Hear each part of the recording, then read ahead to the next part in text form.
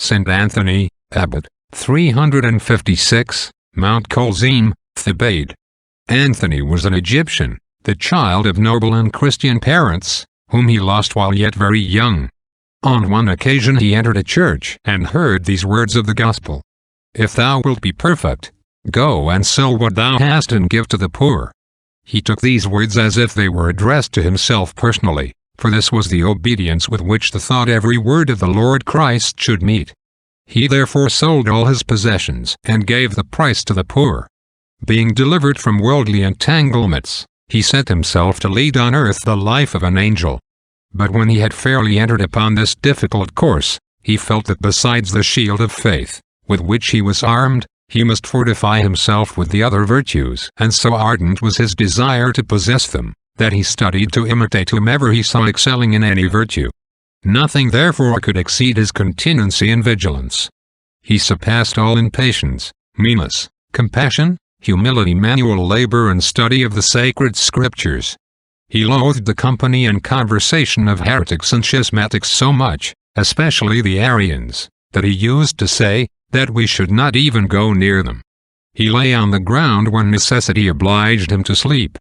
Fasting he practiced to such an extent that he added nothing but salt to his bread, and he quenched his thirst with water. He did not refresh himself with either food or drink before sunset, and frequently abstained from food altogether for 2 days. He very often spent the night in prayer. When such a valiant soldier of God sallied forth, the enemy of mankind attacked the most holy youth with manifold temptations, which he overcame by fasting and prayer.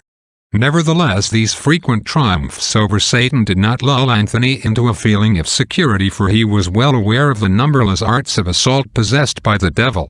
Therefore he betook himself into the largest desert of Egypt, where such was his daily progress in Christian perfection, that the wicked spirits whose attacks grew more furious as Anthony's resistance grew more resolute, become the object of his contempt, so that he would taunt them with their weakness. When encouraging his disciples to fight against the devil, and teaching them with what weapons they would vanquish him, he often said, "Believe me, brethren, Satan dreads the watchings of holy men, their prayers, fasts, voluntary poverty, mercy and humility, and above all their ardent love for Christ the Lord, at the mere sign of whose most holy cross he is disabled and put to flight." He became such an object of dread to the devils that many persons throughout Egypt, who were possessed by them, were delivered by invoking Anthony's name. So great, too, was his reputation for sanctity, that Constantine the Great and his sons wrote to him, commending themselves to his prayers. Then, having reached his 105th year and having a countless number of followers of his rule, he called his monks together, and having instructed them in the perfect discipline of the Christian life, illustrious for holiness and miracles, he passed to heaven on the 17th of January. Oremus.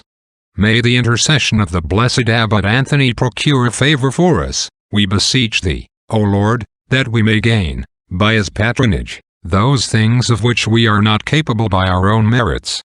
Per Dominum nostrum Iesum Christum filium tuum. Amen.